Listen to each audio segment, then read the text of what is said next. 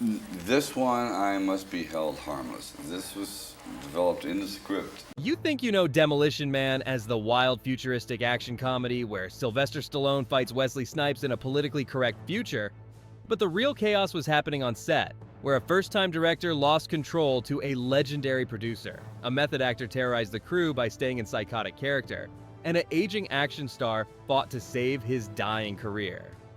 Behind the three seashells and Taco Bell jokes was a production where violence wasn't just on screen but threatened to erupt between cast members, while satirical commentary about sanitized culture somehow predicted our modern reality with unsettling accuracy. What you're about to discover will shock you.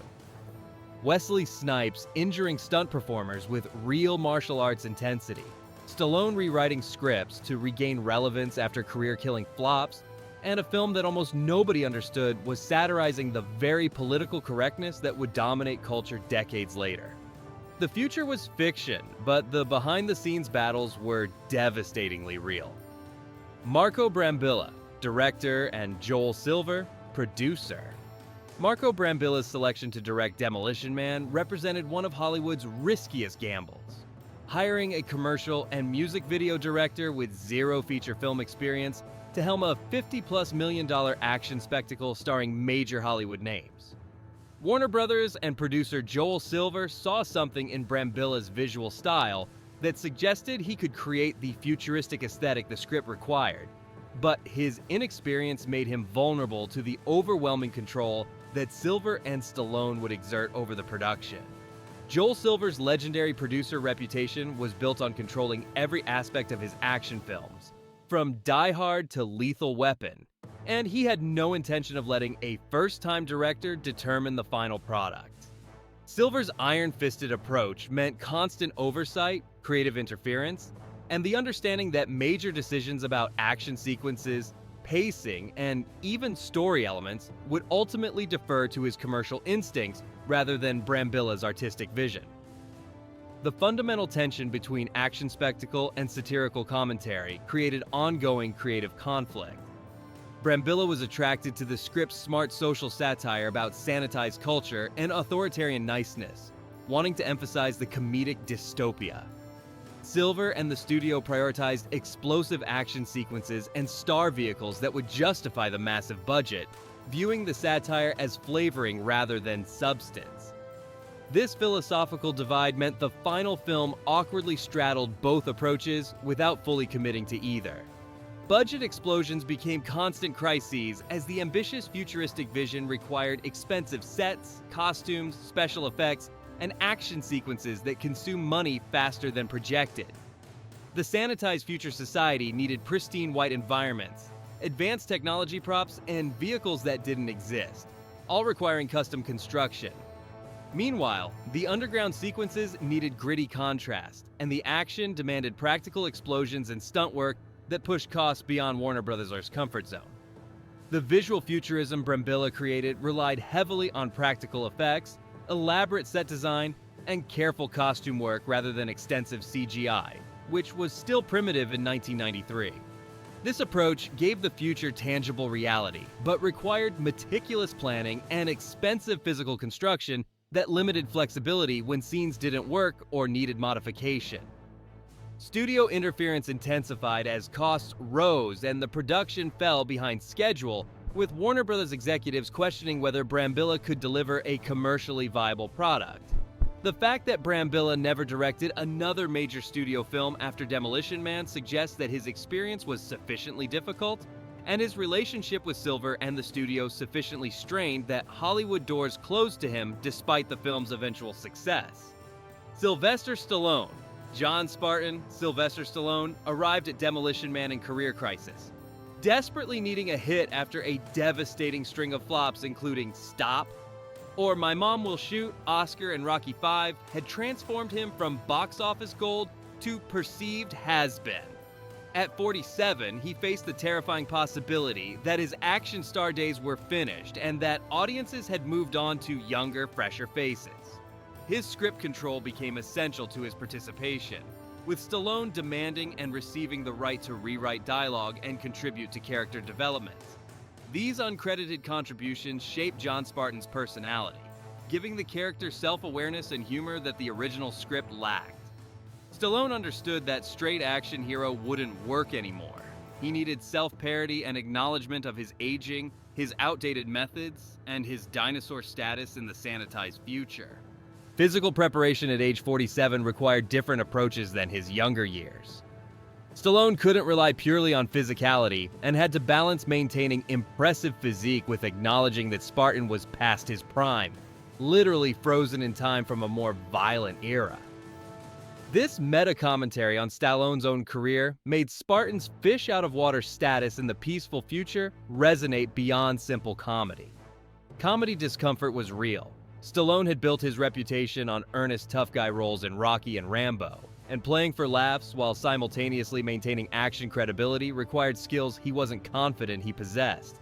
The script's satirical edge and requirement that Spartan be confused and ineffectual in the future challenged Stallone's screen persona in ways that felt risky, but potentially rejuvenating. Wesley Snipes, Simon Phoenix.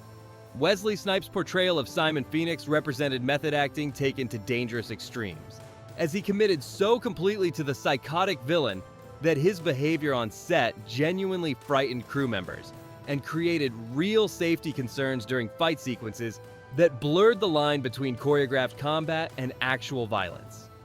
The blonde transformation was Snipes' idea, creating a striking visual that made Phoenix instantly memorable and subtly subversive. A black villain with bleached blonde hair challenged racial stereotypes while making him appear more alien and threatening.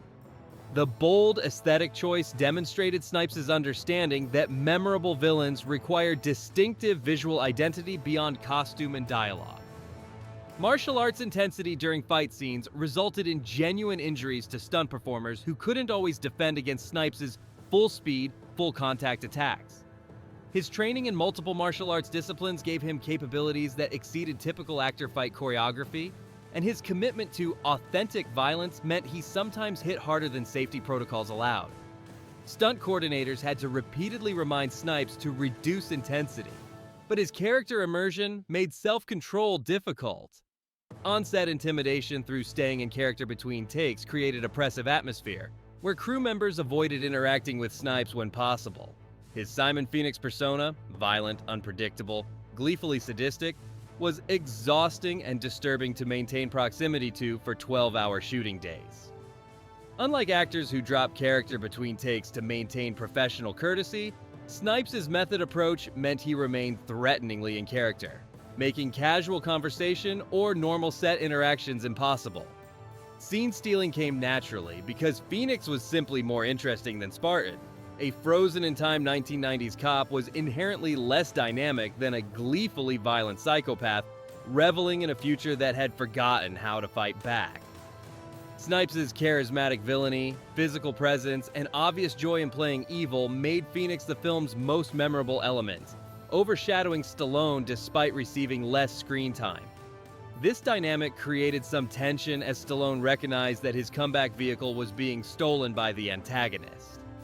Sandra Bullock, Lenina Huxley, and the supporting cast Sandra Bullock's casting as Lenina Huxley came just before Speed would make her a major star, meaning Demolition Man caught her at the perfect moment.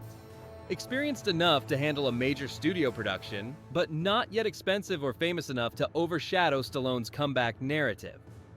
Her enthusiastic naivety and physical comedy skills made Huxley's character work despite limited script development. Playing the fish out of water in reverse required Bullock to make future society's absurdities seem normal from Huxley's perspective, while allowing audiences to recognize the satirical dysfunction. Her character's worship of 20th century violence and fascination with Spartan's barbaric methods created comedy through her innocent enthusiasm for concepts her society had eliminated. Bullock's genuine charm prevented Huxley from seeming stupid despite her cultural ignorance. Dennis Leary's famous rant as Edgar Friendly, the underground resistance leader, became the film's ideological centerpiece. His passionate defense of unhealthy food, cursing, and messy human freedom versus sanitized conformity articulated the film's satirical point more effectively than any other scene. Leary essentially performed stand-up comedy denouncing political correctness and authoritarian niceness in a monologue that would become endlessly quotable and increasingly relevant as real-world culture evolved toward the film's satirical predictions. Rob Schneider and Benjamin Bratt's early appearances demonstrated the film's role as career stepping stone for multiple actors who would achieve greater fame afterward. Schneider's brief comedic role preceded his Saturday Night Live fame and Adam Sandler film collaborations, while Bratt's supporting part came years before Law & Order would make him a television star, the satirical future that predicted reality. Demolition Man's political correctness satire seemed over the top and absurd in 1993, but became disturbingly prophetic as real-world culture evolved toward the film's exaggerated vision of language policing, safe spaces, and sanitized public discourse. The automated fines for profanity, the elimination of physical contact, and the cultural enforcement of niceness that seemed like ridiculous comedy in the early 90s now feel like documentary footage of contemporary social media and institutional culture. The corporate dystopia where Taco Bell survived as the only restaurant chain after the franchise wars satirized both corporate consolidation and Americans' inexplicable fast food loyalty. The joke worked on multiple levels, as absurdist humor about cultural decline, as commentary on corporate monopolization, and as self-aware product placement that acknowledged its own ridiculousness. International versions replaced Taco Bell with Pizza Hut, demonstrating how the satire was flexible enough to work with any fast food chain because the specific brand mattered less than the concept of corporate cultural domination. The sanitized society that bred weakness was the film's central satirical argument that eliminating violence, conflict, and discomfort didn't create utopia, but rather infantilized humanity and left society defenseless against actual threats. When Phoenix escapes into this pacified future, he becomes an apex predator among sheep who have forgotten that evil exists and requires violent response. This conservative critique of liberal utopianism felt like simple action movie justification in 1993, but gained ideological weight as real debates about safety culture and trigger warnings emerged. The Three Seashells remain cinema's greatest unexplained mystery. The bathroom fixture that replaced toilet paper in the future was deliberately left undefined, allowing audiences to endlessly speculate about the mechanics while providing a running gag about Spartan's cultural confusion. The refusal to explain the seashells demonstrated smart comedy writing that understood mystery and imagination were funnier than any specific explanation could be. The Schwarzenegger president joke about a constitutional amendment allowing foreign-born citizens to become president seemed like simple Arnold Schwarzenegger celebrity satire in 1993.